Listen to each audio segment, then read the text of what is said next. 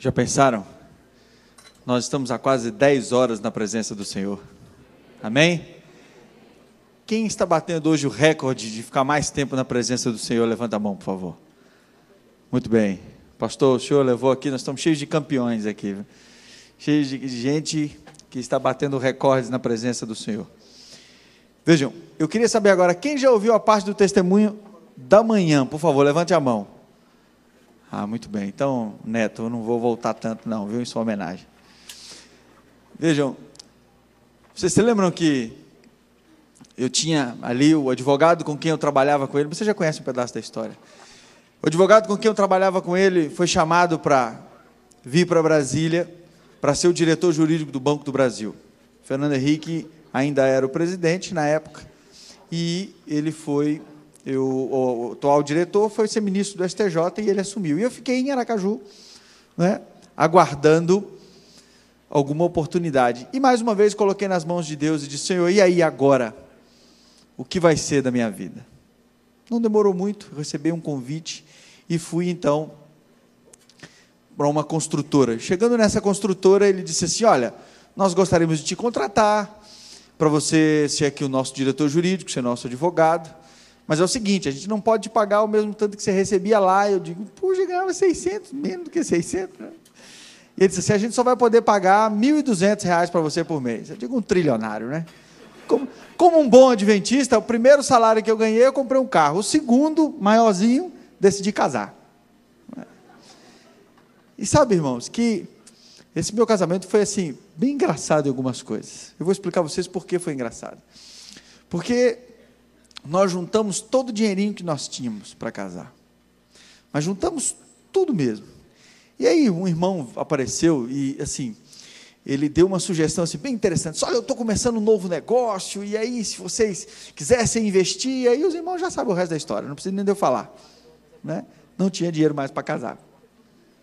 O irmão foi triste, né?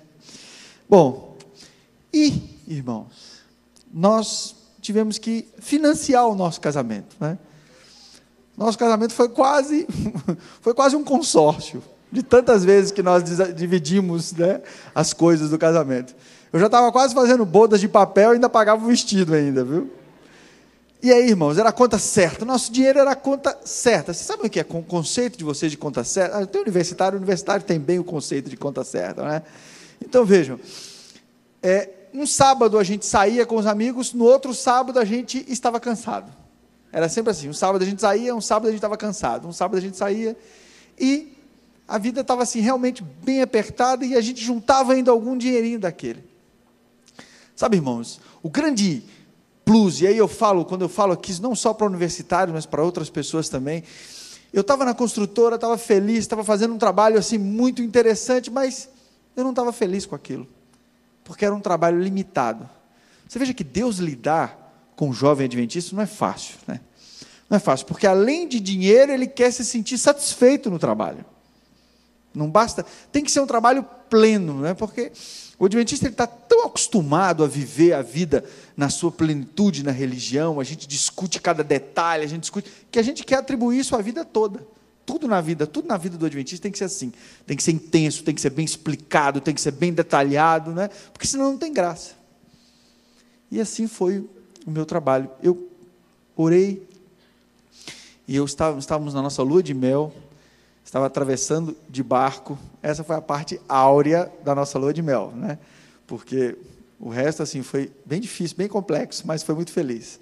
A começar por um adventista que, imagina, eu quando me converti, quis ser logo vegetariano, né?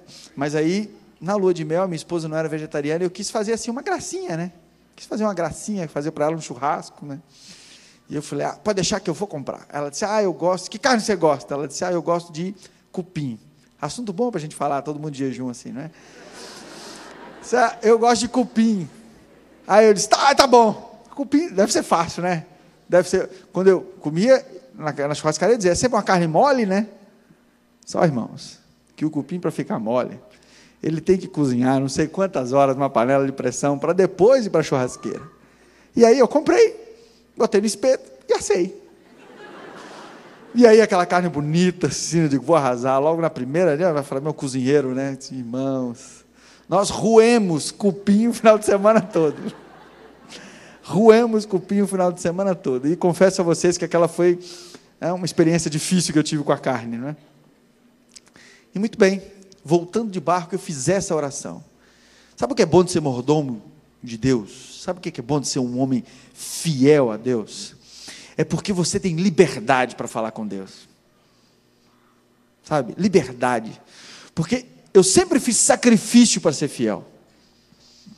Quando as minhas ofertas começavam a ficar comuns, entrar na minha rotina, eu dizia, está na hora de uma oferta de sacrifício. Está na hora, eu preciso de uma oferta de sacrifício. Eu preciso arrumar alguma coisa que, mais uma vez, me faça pensar em mim para ofertar a Deus. E eu sempre buscava uma oferta de sacrifício. Aqueles que me conheceram nessa época sabem bem o que eu estou falando. Uma oferta de sacrifício. Quando a minha vida financeira com Deus, ali, meus dízimos, minhas ofertas, começavam a ficar normais, eu dizia, não, agora eu preciso de alguma coisa assim, que me faça sentir o apego ao dinheiro. E aí eu tiro e dou para Deus. Porque aí Ele vai sempre me colocando no meu lugar. Né? O lugar de que eu não tenho nada, irmãos. Está vendo a aliança que está na sua mão aí? Ela não é sua, ela está com você. O ouro que está na sua mão já esteve na mão de outro. E no futuro vai estar na mão de outro. Porque Deus disse, meu é o ouro e a prata. E seu, se você tiver a graça, é a vida eterna. Se não, nada. E a gente não podemos nos esquecer disso. E muito bem. E então, toca o telefone. Depois da minha oração, toca o telefone. Irmãos, eu sou um cara que, quando eu oro, o telefone toca. E aí tocou o telefone, eu atendi. Era esse advogado com quem eu trabalhava com ele. Ele disse, Lula ganhou, eu não tenho um bom relacionamento com o PT, estou voltando. E tem uma rede de shopping centers que quer me contratar. Só que eu não tenho a mínima ideia de como lidar com isso. E como eu sei que você foi lojista de shopping muito tempo, né, eu quero lhe fazer uma proposta para você assumir esses shoppings. Irmãos, na hora eu tremi, falei, nossa! Porque se tem deve ter muitos advogados aqui, shopping center é a coisa mais complexa que existe no direito. Eu costumo brincar que só existe uma coisa mais complexa de advogar do que aeroporto e igreja, é shopping center. E vejam, shopping center envolve tudo que vocês imaginarem. Vocês vão ali na loja, ali, vocês nem têm ideia da quantidade de coisa que acontece por trás daquilo para vocês terem acesso àquilo. E eu falei, é isso que eu quero, mas um desafio fantástico. E eu fui lá, e ele me explicou como seria, são 9 shoppings. Por exemplo, um dos shoppings dessa carteira era o Shopping Vila Lobos de São Paulo. Então, no Shopping Vila Lobos, Shopping de Recife, mas shopping espalhado no Brasil inteiro. E eu fiquei assim, poxa, aquilo seria fantástico para mim, é isso que eu quero. Ele disse assim, só tem um detalhe. Sempre tem um detalhe, viu, irmãos? Sempre tem um detalhe. E é no detalhe que a gente é testado.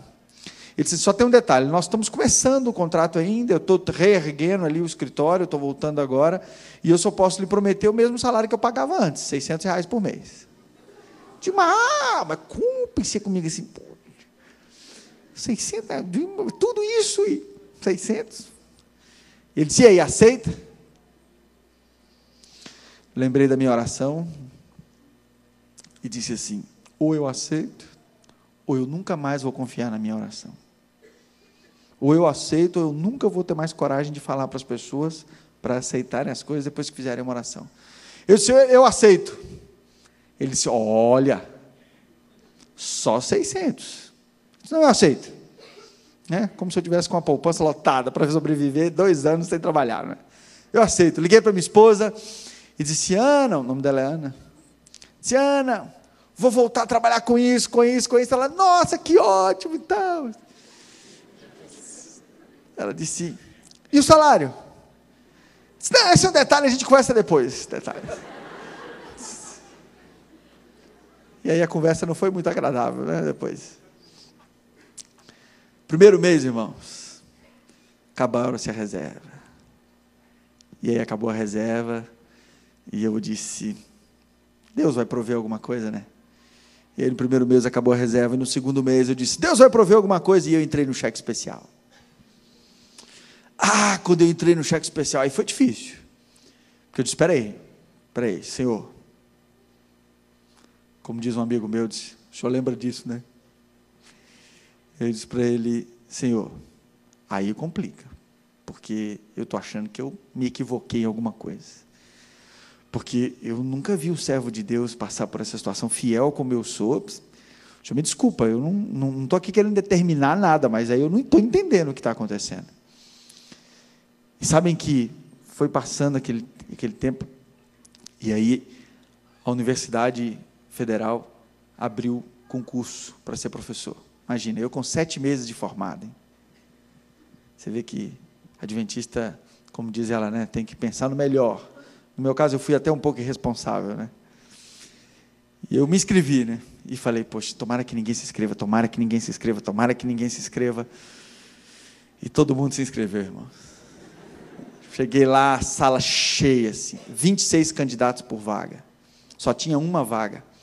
E não era uma vaga comum, né? Porque era a vaga do ministro Carlos Brito, atual presidente do Supremo Tribunal Federal, que foi para o Supremo e deixou a vaga na universidade.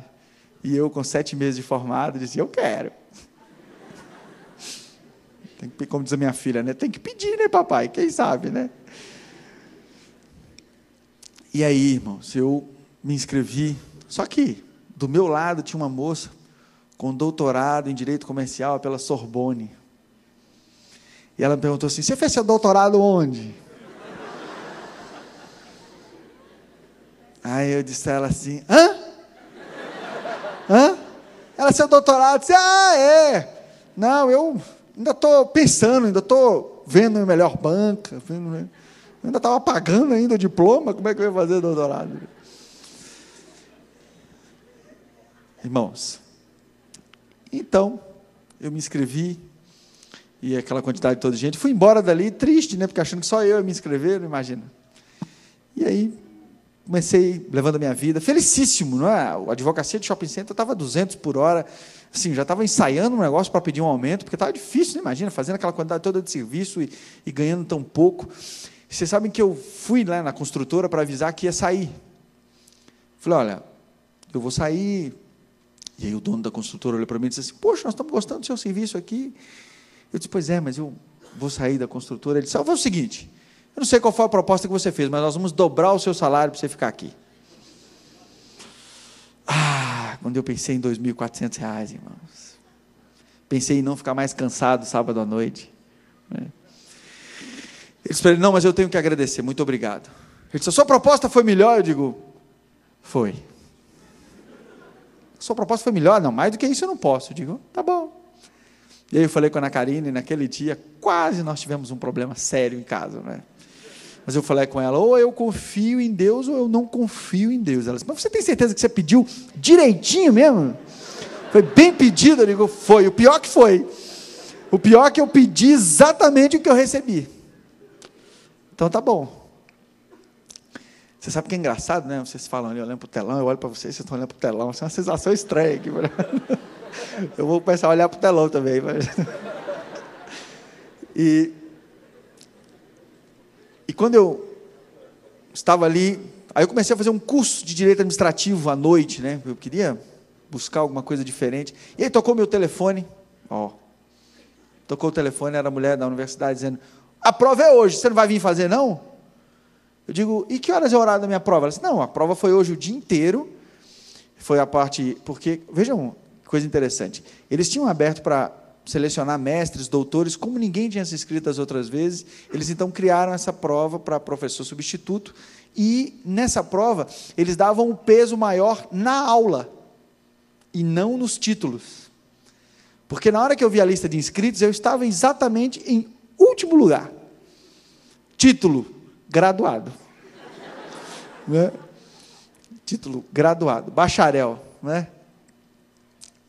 E ela disse, você não vai fazer a prova? Eu digo, vou. Ela disse, então vou te colocar por último, tá? Eu digo, tá bom, pode me colocar por último. Eu imaginei, pô, mesmo tema, o dia inteiro, esse pessoal ouvindo, e eu sou o último, né? Então, vou ou não vou? Eu falei, eu vou.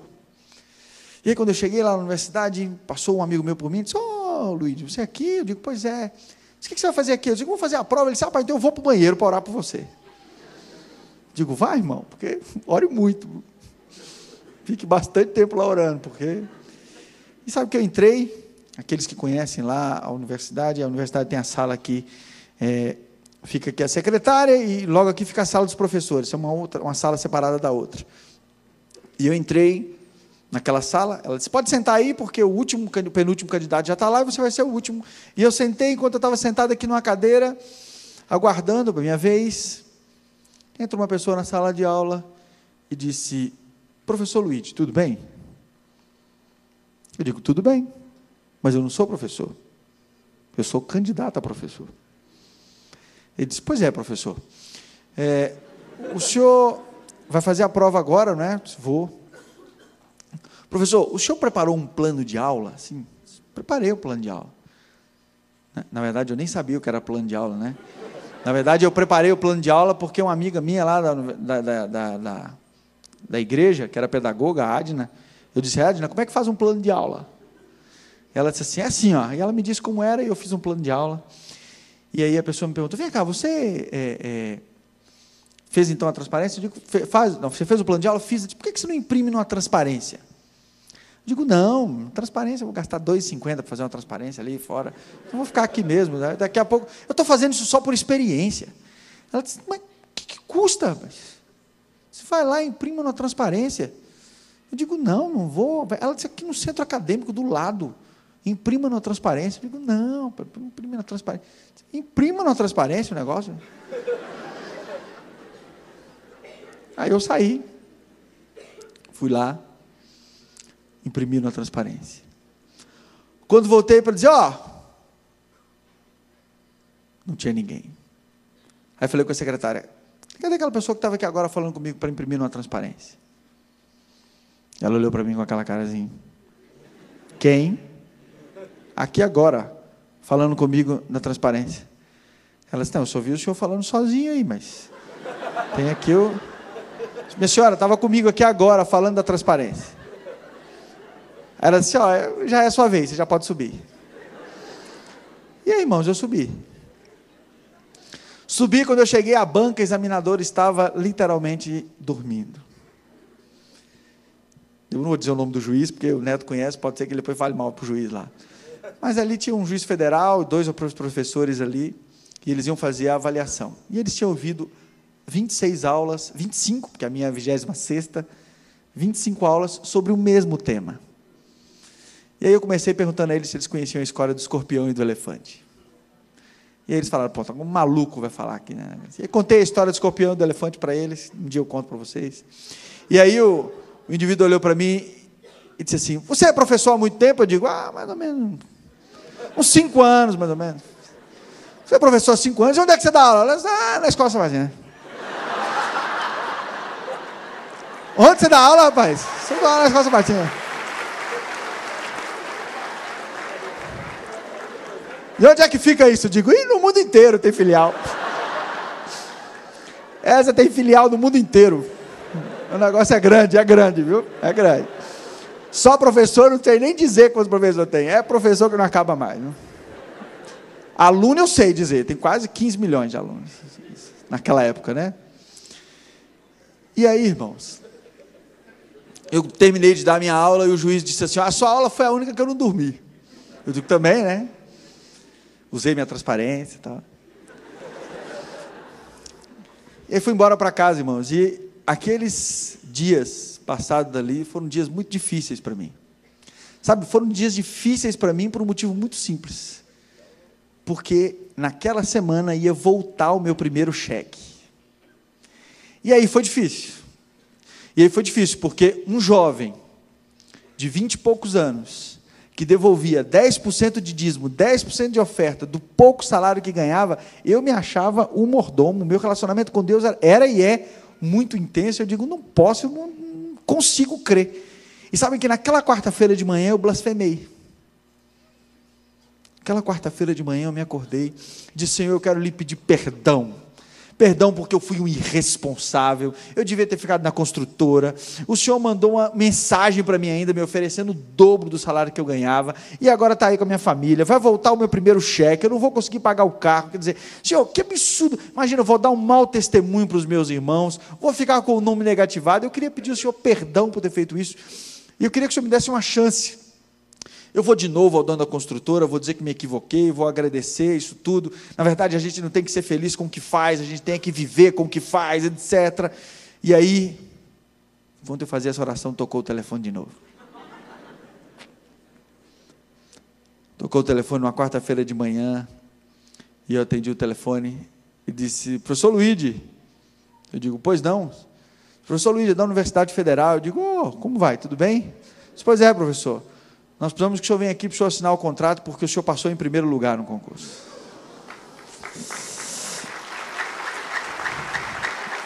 E aí, irmãos, eu fui para a universidade, assim, crente que tinha acontecido algum equívoco, né, irmãos? Imagina. E aí eu fui, o equívoco era meu, né? Depois eu fui entender. E sabe que eu cheguei lá, estava um burburinho ali, viu, Neto? Burburinho na sala de coordenação ali, aquele negócio, que absurdo, o menino passou. Imagina, o menino tem 7 meses de formado, vai entrar na vaga do ministro Carlos Brito. Como é que pode um negócio desse? Não pode, não é possível, tal. E eu fui lá, cheguei e disse: e o que foi que aconteceu aí? Né? O que foi que aconteceu? Ela disse: não, o menino, até que ele deu uma boa aula, parece que ele já dava aula em algum lugar, o negócio. Né? Não era nenhuma universidade que ele dava aula, mas já dava aula aí, deu até uma aula boa aqui no negócio, e passou. E o pior é o seguinte, aqui na classificação eu tinha ficado na frente dele, essa mulher tinha doutorado, hein, na França. Eu tinha ficado na frente dele 0,04 décimos, o que já era um absurdo. Né? Mas aí depois, eles tinham um outro critério aqui, que era um critério de metodologia, e por causa desse critério, uma transparência.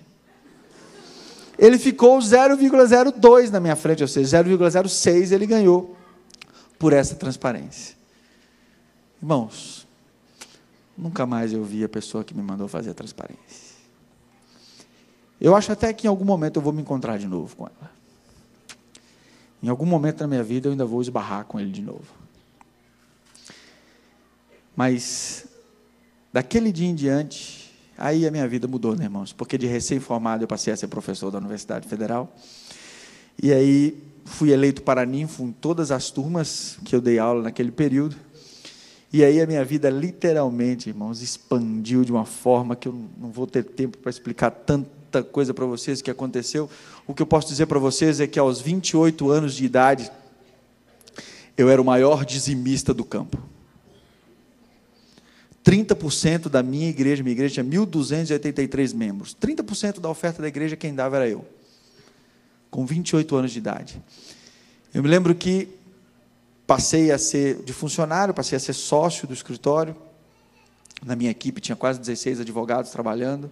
Nós tínhamos uma estrutura muito grande, nosso escritório faturava muito bem, a nossa estrutura estava toda organizada, aí eu comecei a dar aula em outras universidades também, na faculdade de negócios. Até hoje eles não aceitaram suspender o meu contrato lá. E dando aula na faculdade de negócios, trabalhava feito um louco, etc. E ali estava muito bem, a igreja me contratou o meu escritório, eu advogava para a igreja em todo o Nordeste. E nós tínhamos uma estrutura que a gente realmente estava muito feliz com tudo que estava construindo. Inclusive, essa vigília, esse aqui que a gente está chamando de vigília, mas, na verdade, isso aqui é o Vijobs, não é, pastor? Que é a vigília, jejum e oração em busca do Espírito Santo. Nós tínhamos uma equipe que rodava. Então, assim, todo o meu dinheiro disponível, quando eu tinha disponível, era para investir em evangelismo, fazer só a minha família, nós sustentávamos 3 obreiros que trabalhavam com a gente, alguns pastores em início de carreira, nós pagávamos o salário deles para que eles pudessem iniciar a atividade deles, ajudávamos o evangelismo, gravamos CDs de alguns cantores, patrocinamos alguns CDs de alguns cantores, fazíamos assim, tudo que a gente podia, nós... Sempre que tinha alguma coisa que começava a sobrar muito dinheiro, eu procurava um cantor, alguém que quisesse gravar um CD, exatamente para fazer uma oferta de sacrifício. Né? Viver um momento ali para poder construir. E nós tínhamos uma equipe, né, que a gente fazia o Vijobs itinerante. E eu vou contar só um pouco para vocês do que é uma bênção de uma vigília como essa. Chegou um momento que as igrejas convidavam a gente para ir, para nós melhorarmos a fidelidade dos membros. E nós fomos... junto, né? Naquela época, tínhamos vários meninos que faziam parte da minha equipe, a gente patrocinava muita coisa. Um dos meninos hoje é professor do NASP. Neto, coloque de pé, por favor. Né? Coloque de pé para te apresentar, né? Professor do curso de Direito. Né? E trabalhava com a gente nessa equipe no Vijobs. Mas teve uma viagem que foi muito especial. Essa viagem nós fomos para Recife. Nós alugamos um Doblô e um Corsa, né? Um Corsa sedã. botamos o teclado do Neto, que era um teclado pesado, sempre dava trabalho o teclado do Neto, né? Botamos o teclado, botamos um piano em cima, enchemos o doblô na lotação máxima e saía a gente para fazer essa viagem. E fomos fazer essa viagem, e quando nós chegamos no hotel onde nós ficamos lá em Recife, uma das componentes do grupo abriu a porta do doblô e rasgou aquela porta de correr do doblô no muro, assim. Ai, irmãos, eu quase chorei, porque naquele mês eu não tinha mais oferta para dar. Já tinha ido a oferta toda. E eu disse, vou ter que entregar esse carro, ainda vou ter que pagar isso agora aí. E aí fizemos a viagem, o programa foi uma bênção, mas quando nós voltamos eu sabia que tinha um problema daquela bendita, daquela porta. E aí, quando nós fomos tirar o teclado do Neto, né? O bendito teclado do Neto, do Corsa, o teclado do Neto, de tanto bater no painel do carro na viagem, furou o painel do carro. Sabe aquele clima assim, estávamos todos felizes, de repente aquele clima de velório assim. E eu digo, não adianta, bola para frente, vamos lá entregar esses carros. Tentamos ainda passar bombril no rasgado, tentamos não teve jeito, né? Porta rasgada e painel furado, vamos entregar os carros. Aí fomos entregar. Fui eu e o maestro que acompanhava a gente, que era o Alex, vamos lá entregar, e chamei o indivíduo do carro e falei, Alex, vamos procurar algum lugar no aeroporto que não seja muito iluminado para entregar. Vamos entregar ali, e o local de entrega era no meio dos holofotes, assim, pum, aquele negócio arranhadaço, assim, rasgado na porta. Diga, já era. Aí agora, Alex, não tem jeito. E aí, vinha eu e o Alex, assim, aí o Alex assim, vou na frente ali para já tirar alguma coisa que tenha no carro. E estávamos eu com o indivíduo da Localiza, eu já andando, parecendo que eu estava indo para um sacrifício, né, andando ali, etc. De repente, volta o Alex chorando e tremendo. Eu digo, pronto, bateram no carro e acabaram de destruir o carro todo. Né? Alex entra tremendo. O que foi, Alex? Ele disse, vai lá ver. Eu digo, o que foi, Alex? Quem conhece, ele sabe que ele dá uma gaguejadazinha, né? Você vai lá ver. Irmãos, não tinha nada na porta do carro. Quando os meninos viram isso, sabe aquele negócio assim de, eu nunca acreditei que isso podia ser possível? Irmãos, o carro estava intacto. O painel do Celta, do Corsa, não tinha nada, irmãos. Sabe? Ainda bem que você está aqui, Neto, para ninguém achar que eu sou mentiroso, né? Irmãos, aquilo ali desequilibrou a gente de um jeito, sabe? Abalou a equipe de um jeito que nós começamos assim, naquele dia, a equipe toda entendeu que tinha que trabalhar para a obra. Sabe? O espírito que tomou conta da gente ali foi um espírito tão forte que da nossa equipe viraram 2 pastores, o outro trabalha para a obra, o Neto aceitou o chamado do NASP, e não tinha como, sabe, porque Deus nunca tinha sido tão presente na vida da gente, como aquele simples fato que estava ali, nós vimos, sabe, não era coisa que, não foi coincidência, não foi ninguém que contou, nós vimos, a gente sofreu na viagem por causa daquilo, e nós olhávamos para aquele carro ali perfeito, a gente simplesmente, até hoje eu tenho que repetir isso para eu não me esquecer, porque é fácil deixar de acreditar nisso.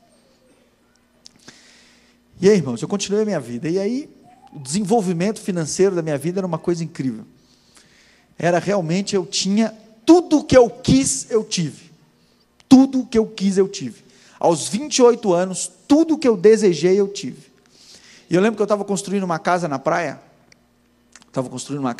para mim, era a casa dos nossos sonhos, a casa do meu sonho, a casa do sonho da minha esposa, e nós fizemos a casa como queríamos, a quadra tinha um lagozinho lá, tinha quadra de squash, tinha um negócio, uma estrutura bem legal, nesse condomínio fechado, e aí eu me lembro o dia que eu coloquei a mão no ombro da minha esposa, e disse, Ana, a gente tem mais do que a gente precisa, né?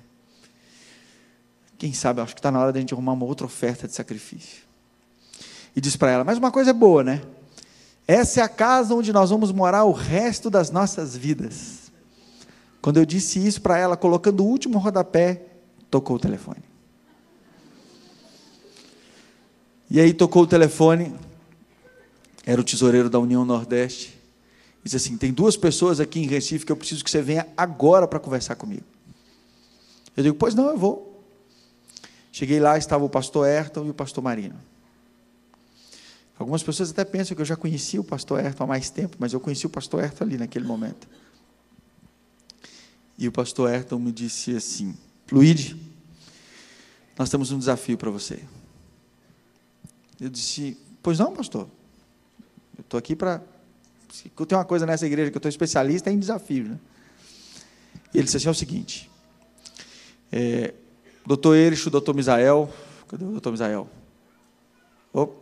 Doutor Erich, doutor Misael estão no momento de se aposentar. E nós precisamos de achar um substituto. Faz mais ou menos uns 6 meses que nós estamos orando, e em oração Deus mencionou o seu nome. Eu disse: tá bom, pastor. Ele disse: e aí, você topa? Eu digo: pastor, eu estou à disposição da igreja, sem nem saber o que eu estava falando, né? Se eu estou à disposição da igreja, veja, eu estou disposto a fazer, não tem problema, eu já advogo para a União Nordeste com o meu escritório aqui, eu amplio o escritório e vai advogar para a divisão também. Ele disse: não, você não está entendendo. Na verdade, a gente quer um pouco mais de você, mas nós não vamos falar disso agora, a gente só queria saber se você topava, né? Então, já que você disse que topa, nós vamos marcar lá em Brasília, e você vai lá em Brasília e a gente vai conversar, é um desafio como você nunca teve na sua vida, etc. Eu digo: não, pastor, eu já tenho muita experiência jurídica. Ele disse: mas essa é um pouco diferente, não é? E aí eu fui, marquei para Brasília no início de dezembro de 2008. Eu estive lá, me encontrei com o doutor Misael, me encontrei com o doutor Erich ali, nós conversamos algumas coisas, e aí eles me chamaram para uma reunião fechada, estava o doutor Erich, o pastor Marino, o pastor Ayrton, etc. E aí começaram a falar para mim de tudo que eu ia fazer. Disseram: olha, você vai ser responsável por 8 países, tem uma equipe, na época, de 20 advogados, hoje nós temos 100, mas na época era uma equipe de 20 advogados, você vai coordenar esses 20 advogados para trabalhar em toda a América do Sul, tem os 8 países. Você fala inglês? Eu digo: inglês fala. E espanhol? Não. Disse: você vai ter tempo, uns 6 meses para aprender, mais ou menos, né? E aí, disse: é o seguinte, só tem um detalhe agora. Eu digo: qual o detalhe? É o seguinte, o obreiro, ele é dedicação exclusiva. Eu disse: como assim, professor, dedicação exclusiva? Mas eu já sou um adventista, né? O adventista ele já é dedicado a Deus, tudo meu é dedicado a Deus. Ele disse: não, é assim, é tudo mesmo.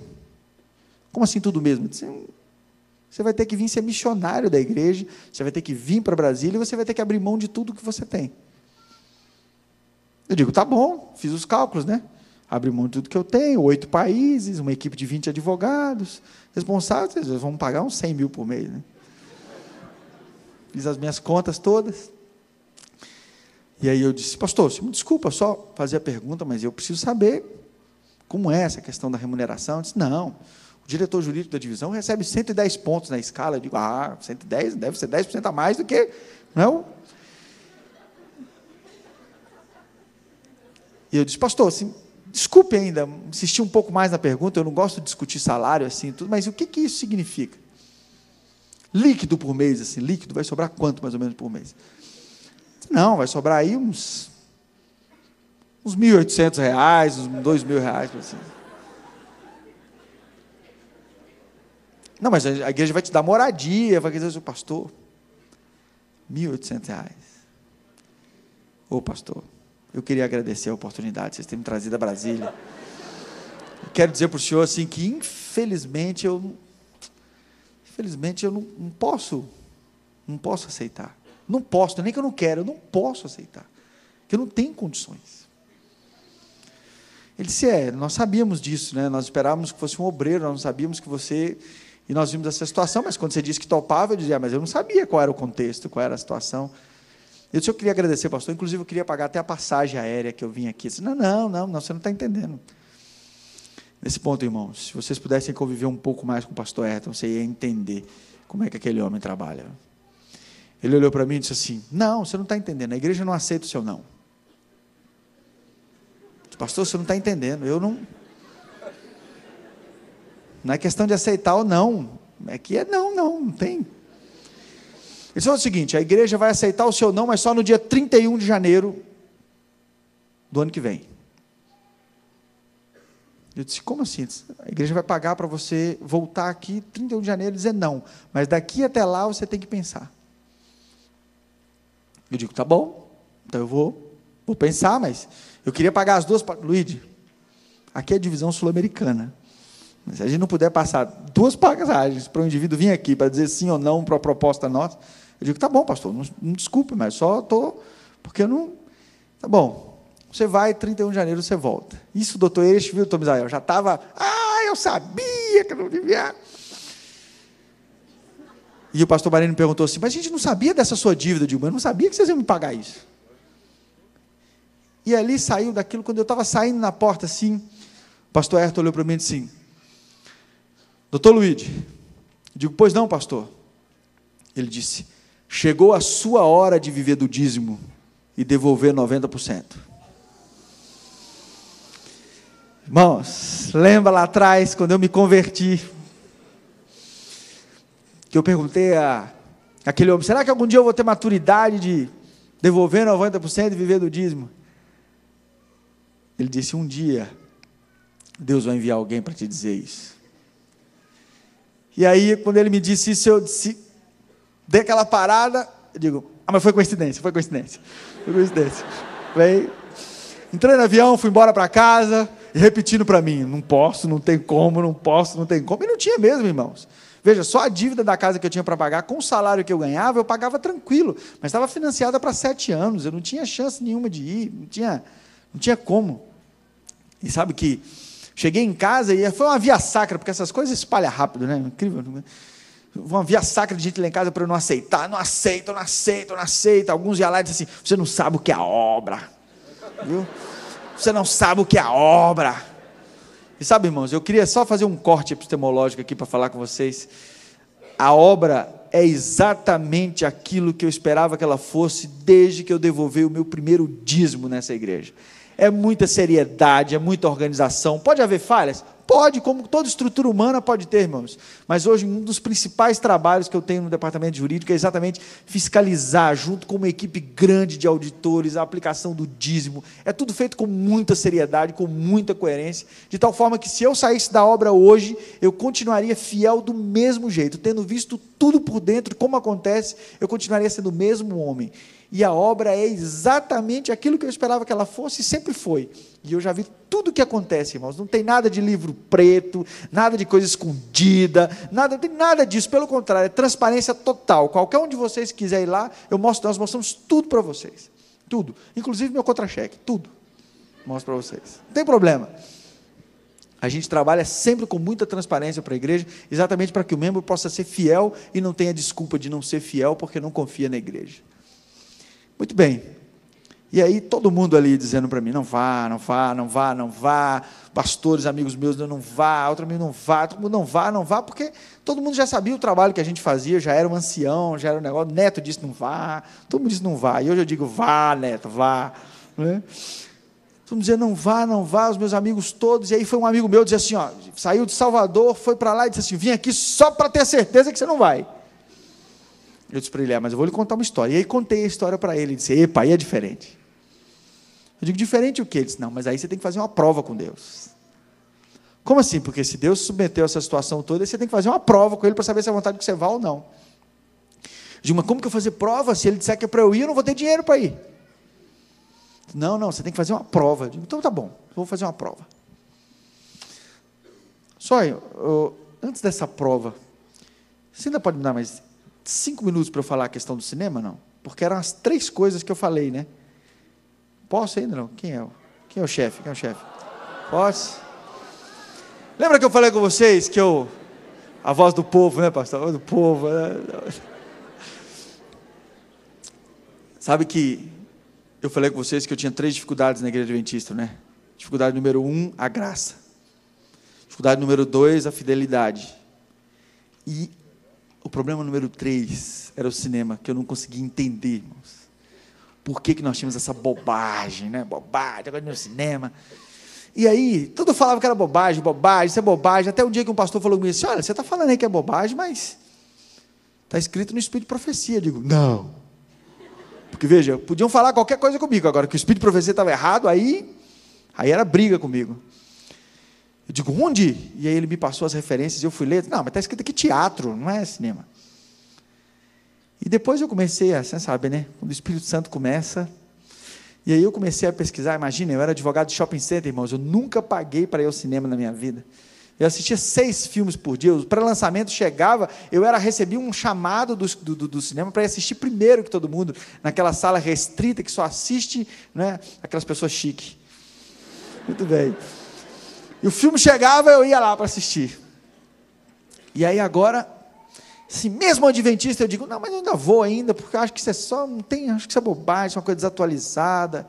Né, eu dizia, como todo mundo diz, né, isso é uma coisa de antigamente, que os cinemas eram aquelas coisas ruins, que as pessoas iam para namorar no cinema, etc. O problema não é o lugar, o problema é o filme, se escolher bem o filme, aquelas várias desculpas, né, que a gente ouvia por aí e tal, e eu tinha aquilo como certeza absoluta, isso é bobagem e tudo. E aí, irmãos, eu comecei a estudar mais sobre o cinema. E aí eu fui eleito ancião da igreja, um dos anciãos mais jovens que tinha lá na nossa igreja. E aí agora complicou, né? Porque ancião ir ao cinema violando o manual da igreja não podia, né? Eu digo, agora eu não posso ir mais, mas não posso ir porque eu tenho convicção. Não estou indo porque eu sou ancião e não posso dar mau exemplo. Nem que eu ache isso que seja mau exemplo, mas não posso ir. E sabe que eu parei de ir. Mas quando eu parei de ir, aí eu cheguei à conclusão de que eu ia mudar a igreja, né? Engraçado, é aquilo que a gente não concorda.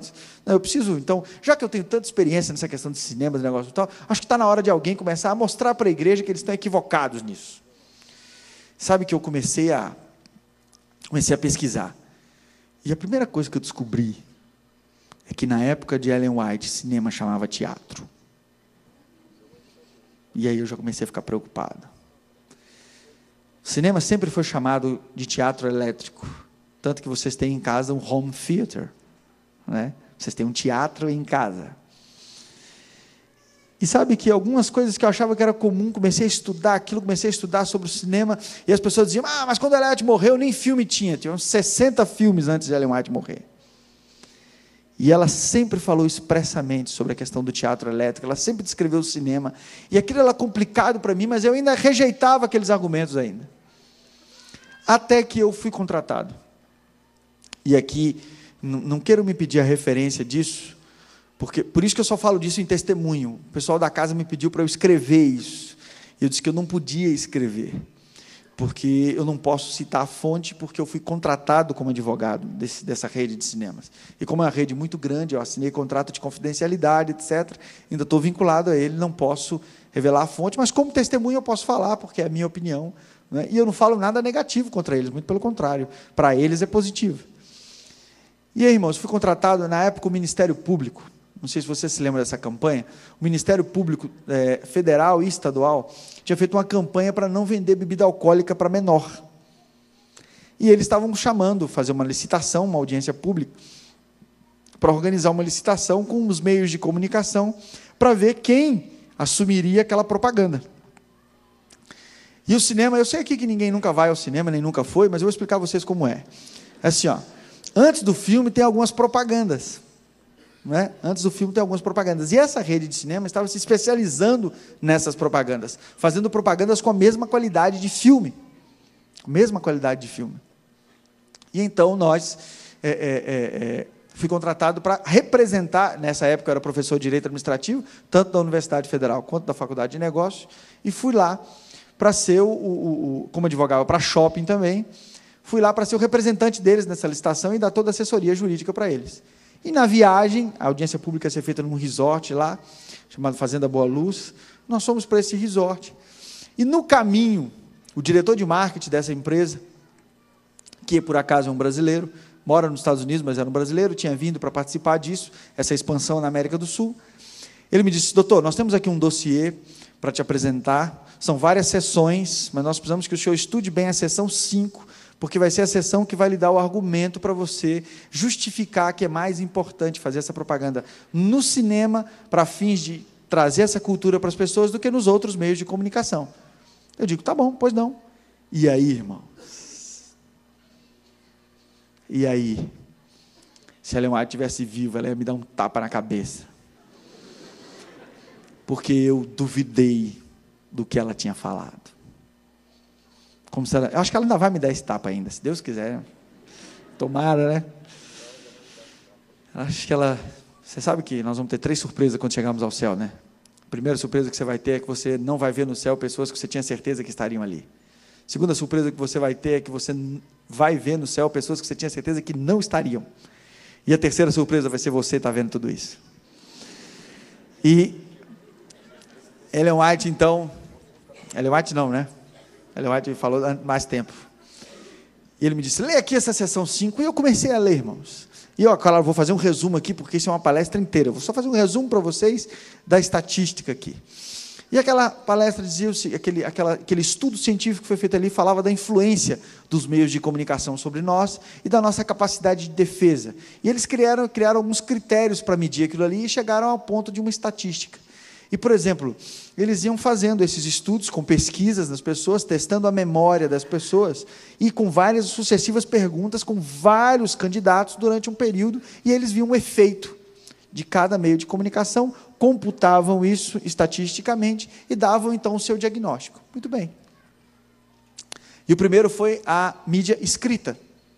Na mídia escrita, eles chegaram à conclusão que nós tínhamos 80% de defesa cerebral. Ou seja, 80%. Como é que era medido isso? Eles não mediam pelo consciente, eles mediam pela capacidade da informação de entrar no subconsciente. A informação que entra no subconsciente é aquela que você não consegue filtrar. Você pode ser um fera, você pode ser quem for. Você está ali, submeteu aquela informação, ela passa direto e vai ao subconsciente.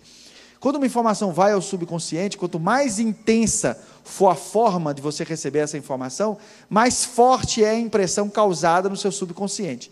Como você não tem controle sobre o seu subconsciente, a não ser com uma ajuda profissional de primeira linha, o subconsciente ele influencia o seu consciente em alguns momentos que você precisa, sem que você nem saiba. Por exemplo, vou dar um exemplo para vocês aqui, bem simples que eles usam ali. Vocês já viram quando lançam um carro novo? E todo mundo diz, carro feio, não gostei desse carro. Esse carro é horrível. Por quê? Porque aquele carro ainda não tem informações no seu subconsciente. Mas depois eles começam a propaganda massiva, você começa a ver as pessoas, as revistas fazem comentários sobre ele, as revistas... Você sabe que nesse estudo tinha o mesmo carro comentado por a mesma revista, 10 meses de duração. A mesma revista que elogiava o carro no início, é a mesma revista que criticava o carro alguns anos depois, ou seja, criando a teoria, que é muito forte da mídia hoje. Qual é a teoria? Você tem que viver a eterna ânsia de possuir, e quando você possui, eles criam em você o tédio de possuir. É a ânsia de ter, e logo depois eles trabalham o tédio de possuir. Ânsia de ter e tédio de possuir. E aí nós vamos sempre querendo trocar os telefones, trocar os carros, não é? E assim nós vamos sempre criando isso. Você só é feliz se você tem o que está na mídia, na moda. Se não tem, é porque não é bom. E isso é muito interessante, esse trabalho deles. Mas voltando aqui, era a medição do subconsciente. Isso é o poder do subconsciente nas pessoas. Muito bem. E a mídia escrita, nós temos 80% de defesa do nosso subconsciente. Veja que nós temos que ter cuidado até com o que a gente lê, não é verdade? Que 20% disso influencia e vai direto para o nosso subconsciente. E o subconsciente ele te influencia em que momentos? No momento que você está para tomar uma decisão importante, e aí o seu subconsciente manda, diz, isso é bom para você. Você não sabe nem por que é bom para você, mas você sente assim, alguma coisa está me dizendo que isso é bom, não é? Esse alguma coisa aí é o registro, está no seu subconsciente, que começa a emitir. O subconsciente ele vem à tona geralmente nos sonhos, né? Ele pode ter influência nisso aí. Muito bem. 80% da nossa capacidade de defesa quando nós estamos lendo alguma coisa. E aí passamos adiante e chegamos na música, não é? E na música, 50% do que a gente ouve vai direto para o nosso subconsciente e 50% fica na consciência. Isso eu não preciso nem dizer para vocês, né? Quantas vezes vocês já se pegaram repetindo uma musiquinha, né? Repetindo uma musiquinha que vocês não gostam, acham ruim, não querem nem ouvir. Eu me lembro que em Brasília tinha uma corretora de imóveis que estava fazendo uma propaganda assim, apartamento, e todo dia de manhã, quando eu estava indo trabalhar na rádio, passava essa bendita dessa musiquinha. E um dia eu estou lá na mesa da divisão, reunido todos os departamentais, negócio, e enquanto eu escrevi, eu estou, Aí, o pastor Almir estava do meu lado e disse assim, ô doutor, que música é essa aí? Eu digo, pastor, desculpa, essa é a música da corretora lá, todo dia eu fico ouvindo. Então, esse é o subconsciente. O subconsciente, ele vem à tona, não é? Vem à tona essa informação e de repente aquilo está ali e está te influenciando. E aí passou para a televisão. Eu achei que a televisão ia ter muito mais poder de influência. Irmãos, eu estou resumindo para a gente já ir para o final do programa. O sol não pode se pôr, segura aí um pouquinho, segura aí. Né? E na televisão, 40% de defesa. E eu digo, tá bom, né? Até que tá bom, porque 40% para 50% da música, eu achei que a televisão ia ter muito mais influência. Só que a televisão, na crítica eles faziam, a televisão tem muitas coisas ao seu redor, você tem muitos elementos acontecendo, você tem a rotina da sua casa, você tem tudo aquilo, e não tinha toda essa influência, segundo a estatística, o estudo que eles fizeram. E aí tinha uma página, a próxima página seria a página falando sobre o cinema. E aí eles começaram primeiro com um case. Eles tinham 2 cases apresentando ali. O primeiro case era o case da Fanta Uva. A Fanta Uva, vocês sabem que a Coca-Cola vende 400 vezes mais do que a Fanta Uva. Né? Não é a Fanta Uva que vende pouco, é a Coca-Cola que vende muito. Né? Isso para nós a gente nem sabe, nem não consome essas coisas. Então, e aí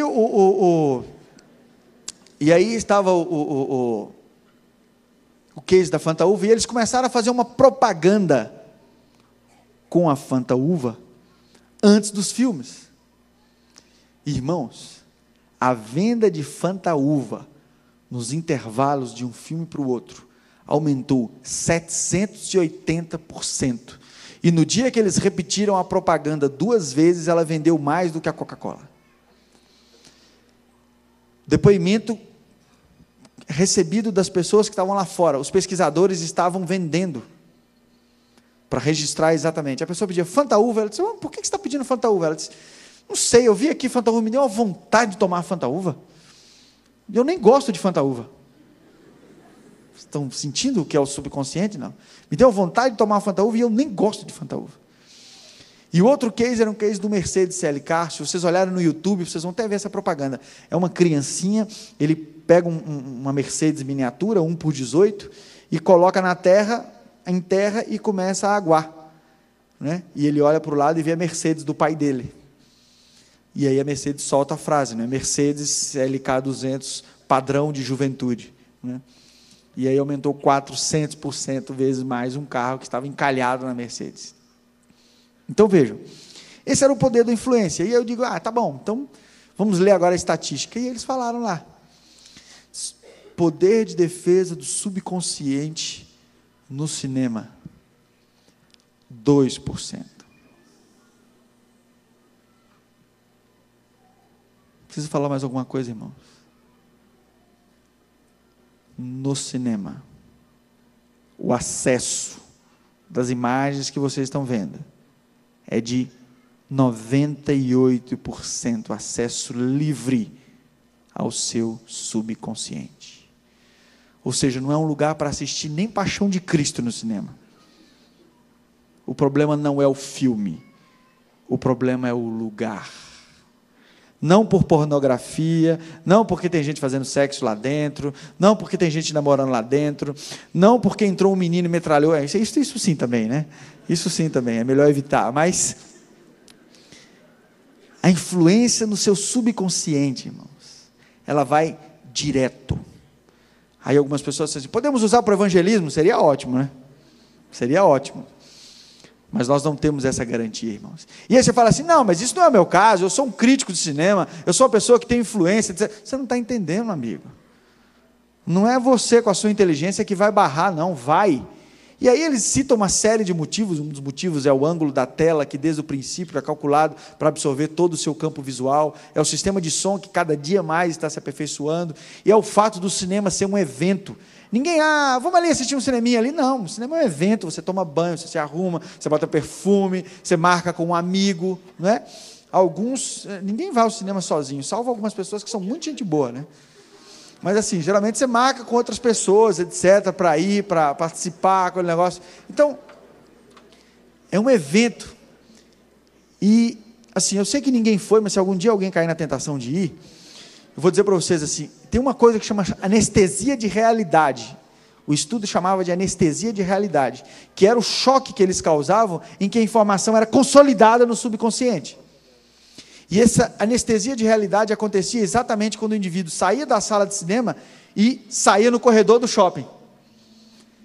Que é o filme termina, ele sai daquele clima que é todo abafado, etc. E ele entra no corredor do shopping e é todo mundo andando, correndo, passando de um lado para o outro, aquele barulho, todo mundo conversando, e aquele choque mantém e grava a informação no seu subconsciente. E aí, terminando, ele dizia assim: doutor, o senhor está vendo aí, né? Chique, né? É muito potência. Cinema é uma potência, rapaz. Cinema é uma potência da mídia, uma potência para fazer propaganda. Eu digo, é mesmo. É mesmo. Você gosta de ir ao cinema? Eu digo, até ontem eu queria ir ainda, mas hoje eu acho que eu não vou mais não. E sabe que eu tenho muitos amigos que nem são adventistas, que quando ouvem esse meu testemunho não vão mais ao cinema? Tenho vários amigos, vários, que não vão mais ao cinema. E sabe que aquele gerente de marketing olhou para mim e disse assim: tem um detalhe, viu? Nós estamos aperfeiçoando. E tem um laboratório que está trabalhando para nós, que nós vamos ter 100% de acesso ao subconsciente. E esse sistema vai chamar IMAX. Ou IMAX, né, para tradução. E, não sei se vocês estão percebendo, mas a Era de Gelo 3 e 4 já saiu no sistema IMAX, né? É o 3D, né? É o 3D, e eles estão aperfeiçoando. As televisões 3D já aumentam também o poder de influência sobre o cérebro. E vejam, agora, só um contexto, irmãos. Filme Crepúsculo, última cena, né? Filme Crepúsculo, última cena. Vocês vão ver como é que Lúcifer trabalha. Não tem nada mais demoníaco do que coisa de vampiro, concorda não? Vampiro é o único que viver eternamente é uma maldição, e morrer é uma bênção. De quem é essa teoria, irmãos? Parem para pensar nos vampiros. Olha, viver eternamente é uma maldição, mas morrer, ser mortal e não viver mais é uma bênção. Eles chamam como aquilo que faz viver eternamente? Chamam de veneno. Já pararam para pensar nesses pequenos detalhes? Não? Imagine isso no seu subconsciente ali, ó, latente. Né? Você tem um problema e a informação que o seu subconsciente vai mandar é esse. Né? E a última cena do filme Crepúsculo, assim, eles fazem uma cena bonita, né? Um rapazinho bonitinho, branquelo, mas bonitinho, né? Outro rapaz branquelo ali, tal, rico, num Volvo C60 ali. Nunca vi vampiro pobre, né? Só tem vampiro rico, né? Já viram? Vampiro rico o negócio. E ele estava ali, o mais pobre mora num castelo, né? Imagina. E ali com aquele Volvão bonitão ali, forte, né? Ele é forte, ele é rápido, ele é tudo chique demais, vampiro é chique, né? E ali tal vampiro, e aí vem uma mocinha raquítica, né? Tudo magrela, tá? E aí o vampiro diz para ela, invertida, irmãos, com as devidas inversões, hein? O vampiro olha para ela e diz assim: cara, quando eu olhei isso, quando eu assisti esse filme, porque tinha uns alunos meus adolescentes que tinham assistido esse filme, eu fui assistir. E aí tem uma partezinha que ele diz assim: para quê que você vai viver eternamente, se você pode viver 60, 70 anos de plenitude ao meu lado? Ai, irmão, existe alguma coisa mais clara do que isso? E eu quero perguntar aqui, quem assistiu Crepúsculo e prestou atenção nisso, irmãos? Vocês estão entendendo o que é o subconsciente, irmãos? E aí dentro do seu subconsciente está lá aquela informação: é melhor viver uma plenitude de 60, 70 anos do que viver eternamente, irmãos. E aí na hora que você está lá, naquele momento, querendo viver, querendo curtir a vida ali, etc., aquela proposta, está com a sua namorada, está naquela quentura ali, né? A coisa acontecendo, etc., e aí, não, eu tenho que curtir a vida, porque é melhor viver 60, 70 anos, naquele momento ali, no auge dos hormônios, etc., eu vou viver isso aqui agora, e a eternidade depois. Isso é o seu subconsciente, você nem percebe, irmão, sabe por quê? Porque o subconsciente, ele é sutil. Muito bem, voltamos para minha casa. Estava lá na minha casa e eu tinha que fazer uma prova com Deus para saber se eu ia aceitar ou não ir para Brasília. E eu disse a Deus o seguinte: se o Senhor quer que eu vá para Brasília, eu preciso que o Senhor me ajude a pagar toda a minha dívida em 6 meses. Irmãos, pagar a minha dívida em 6 meses era impossível, porque ela estava financiada para 7 anos. Nem se eu trabalhasse de manhã, de tarde, de noite, pegando mais turmas da universidade, etc., eu não ia conseguir. E aí, eu fiz essa prova no dia 7 de janeiro. E no dia 7 de janeiro ia reabrir os tribunais. Aqueles que são advogados aqui sabem que tribunal nenhum julga durante as férias forenses. Naquela época já não existia mais férias forenses. Mas juiz nenhum, todo mundo tem férias em janeiro. Irmãos, eu tinha que dar resposta ao pastor Ayrton no dia 31 de janeiro. Dia 7 de janeiro eu fiz essa prova. Do dia 7 de janeiro ao dia 31 de janeiro, todos os meus processos foram julgados. Ninguém recorreu. Todos os acordos do escritório pendentes na minha parte foram fechados. Todas as pessoas que deviam no escritório pagaram. A minha secretária chorava, porque eu tinha contado para ela, ela chorava, o que foi? Seu fulano está aí, ele disse que veio pagar. Sabe, irmãos? E o pessoal da minha equipe dizendo, mas doutor Luigi, você é o que a gente sempre sonhou ser, e agora o senhor vai largar a mão de tudo. Eu digo, vocês não estão entendendo. Vocês não estão entendendo o que está acontecendo. Vocês não estão entendendo o que está se passando aqui. Dia 30 de janeiro, antes de eu viajar para Brasília, à noite, terminei de fazer as contas e eu não devia mais 1 centavo. Toda a minha dívida de 7 anos tinha sido paga em 25 dias. E eu disse, Senhor, eu só tenho mais esse carro. Eu tinha acabado de comprar um Honda Civic. Eu digo, só preciso vender esse carro, porque eu não vou levar a dívida dele para Brasília. Mas eu já sei que o senhor quer que eu vá, e eu vou assim mesmo, se for o caso. Toca o telefone, irmão.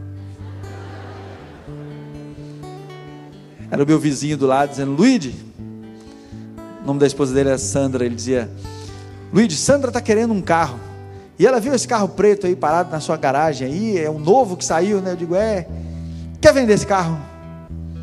Eu digo, quero. Quanto você quer? Eu disse quanto eu queria. Ele disse, não, vou pegar a chave e vou dar uma voltinha com ela, porque amanhã eu faço a TED para sua conta. E aí, irmãos, eu vim para Brasília. Assumi a diretoria jurídica da divisão. O Dr. Misael e o Dr. Eires se aposentaram. E hoje nós já expandimos a equipe para 100 advogados. Vou dizer a vocês uma coisa. Eu também tive que me adaptar, viu, Fernanda? Eu também tive que me adaptar. Não foi fácil, nem para mim, nem para minha esposa. Mas posso dizer uma coisa para vocês. Eu sou o advogado mais feliz do mundo. A igreja tem muitos desafios, mas sabe o que é dormir sabendo que eu advoguei para Deus naquele dia? Meu relacionamento de intimidade com Ele tem sido cada vez maior, irmãos. E a minha oração é sempre assim, Senhor, se a igreja errou, que o Senhor faça justiça através das minhas mãos. Se a igreja errou, eu quero perder o processo. Agora, se a igreja acertou, aí eu vou até o final. E nós vamos brigar duro.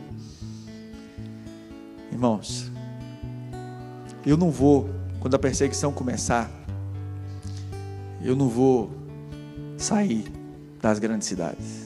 Eu vou ficar. Eu vou ficar porque eu vou ficar defendendo os últimos missionários que ainda vão estar pregando. Fabiana Bertorti diz que os jornalistas também vão ficar para fazer a cobertura, né? Mas um novo adventista a cada 31 segundos. Vocês sabiam dessa nossa estatística? Uma nova igreja a cada 4 horas no mundo. Está próximo, irmãos. Veja, Deus disse que seria pregado o evangelho em todo o mundo. E vocês viram aí o Impacto Esperança, irmãos. Irmãos, vocês estavam aqui, vocês não viram. Mas a gente que estava lá, sabe, sabe que chamaram o pastor Ayrton de louco com esse programa, né? Você é louco fazer uma coisa dessa, etc. A igreja distribuía 2 milhões de revistas, você vem agora com a ideia de não sei quantos milhões de livros, etc. Sabe que nós começamos a fazer aquele projeto ali, e aí o nosso site tinha 800 mil acessos, 800 acessos por minuto, 600 acessos por minuto. No dia do Impacto Esperança, irmãos, nós tínhamos pouquíssimos acessos por minuto, e a gente começou a ficar triste, né? Um dia antes, poxa, tão poucos acessos. E aí a igreja se reuniu de manhã na primeira distribuição de livros que nós íamos fazer, e nós pensamos assim, poxa, tão pouca gente acessando o site, o www.esperança.com.br. Puxa, será que isso é a vontade de Deus mesmo? Nós gastamos tanto dinheiro da igreja, investimos tanto dinheiro nisso, estamos todos ali ansiosos na divisão. E aí, irmãos, sabe que as pessoas que têm os nossos sites hospedados, ninguém acreditava que nós íamos ter mais de 3 mil acessos. Eles diziam, não, nem precisa, etc. Então, mas nós vamos ter mais acessos. Quando a igreja começou a sair, irmãos, foram 1.000 acessos, 2.000 acessos, 3.000 acessos, 4.000 acessos, e a igreja toda na rua distribuindo livros e panfletos, revistas, 5.000 acessos, 6.000 acessos, 7.000 acessos, e as pessoas fazendo estudo bíblico, 8.000 acessos. E aí o site começou a travar, nós fomos tirando as travas todas dos sites, todo mundo dizendo, o que está acontecendo aí na América do Sul, o que vocês estão fazendo? E aí aquela coisa continuou, e nós começamos a investir nisso, e aí 10.000 acessos, 15.000 acessos, 20.000 acessos, 23.000 acessos, 31.000 pessoas por minuto aprendendo da palavra de Deus. Irmãos, nós achamos que Jesus ia voltar ali, sabe? Eu já liguei até para despedir de alguns amigos meus, mas Jesus não voltou. E sabe o que mais tem me preocupado? É que possa ser que Jesus não voltou por sua causa, porque se ele voltasse hoje, você estaria perdido.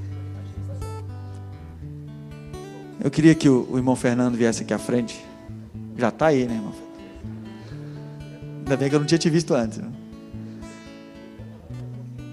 O irmão Fernando vai cantar uma música. Mas sabe, irmãos, a proposta hoje é que todos vocês passem a devolver 90% e viver do dízimo. Se puder financeiramente, ótimo. Se não puder, o seu tempo livre, passe a devolver em oração, em comunhão, em evangelismo, em falar do Senhor, em estudar, em se aperfeiçoar. Veja, professores de teologia, os alunos de teologia, não precisam nem de falar para eles, vocês são muito loucos de assumir toda essa responsabilidade sobre vocês, porque vocês vão receber a unção de Deus. Irmãos, só de imaginar o peso da unção de Deus, eu nem sei o que dizer. E Jesus vai ser o fiador de vocês. Imagina, está na hora de vocês devolverem 90% e viver do dízimo. Todos nós. Eu sei que vocês têm dons, porque nós estamos no meio de universitários, aqui está cheio de dons, né? Eu estava falando com o pastor Mero, falei, pastor, como é fácil fazer uma vigília dessa aqui, né? Cheio de talentos. Eu vou para algumas igrejinhas aí, irmãos, para fazer um monte de coisa. Aqui com essa, o senhor pode até ter desagradado alguns, porque não teve espaço, né? De tanta gente que tem para trabalhar aqui, cheio de talentos. Mas como é que está a distribuição desses seus talentos? Como é que está o seu pacto com Deus? Você já chamou Deus para ser seu parceiro mesmo? Da mesada que você recebe do seu pai, que é pouco, eu sei, alguns são muitos, né? Mas aqueles que recebem pouco, eu quero fazer um apelo para vocês. Está na hora de vocês começarem a ser fiéis como eu fui, e se puderem ser mais, melhor ainda. Sabe, um pacto, 10% do dízimo, 10% de oferta. Disse, não, mas é muito para mim. Disse, isso é sacrifício, irmãos. É oferta de sacrifício. O que vai valer esse sacrifício todo seu lá na frente? Oferta de sacrifício, irmãos. Nós estamos aqui temporariamente, mas nós estamos indo para um outro lugar. E a proposta agora é que quem estiver disposto a colocar os dons nas mãos de Deus, enquanto o Fernando canta, se quiser vir aqui para frente, o pastor Ranieri vai fazer uma oração. Quem vai fazer a oração? O pastor Ranieri está por aqui? Já está aqui? Nós vamos cantar também. Então nós vamos cantar junto aqui na frente, então, né? Então veja, o doutor Fernando vai cantar, mas eu queria saber aqui, não interessa a sua idade, não interessa a situação, eu sei que você tem um desafio para seguir, eu sei que você quer dar uma oferta maior ao Senhor, do seu tempo, dos seus dons, do seu dinheiro, dos seus resultados. Esse é o seu momento, o momento de estabelecer um momento de sacrifício na sua vida. Enquanto ele canta, se você tem esse desejo de fazer esse pacto com Deus, vem aqui à frente. E se a igreja toda vier, melhor ainda, porque vai ficar todo mundo aqui. E nós vamos cantar juntos com ele, depois vamos cantar junto com o pastor e vamos orar, terminando esse momento especial aqui. E aqueles que estão de jejum, tenho certeza, vocês nem fome estão sentindo agora, porque vocês estão sentindo a plenitude do Espírito Santo. E vocês hoje foram vitoriosos, porque você mostrou para o seu apetite que quem manda na sua vida é o Espírito Santo. Aproveite essa experiência que você adquiriu com o jejum e aplique a tudo na sua vida. Quem manda na sua vida é o Espírito Santo. E o poder de Deus tem muito a te ajudar. Deus lhe abençoe muito. E lembre-se de orar por nós também nesse ministério da advocacia. Deus abençoe.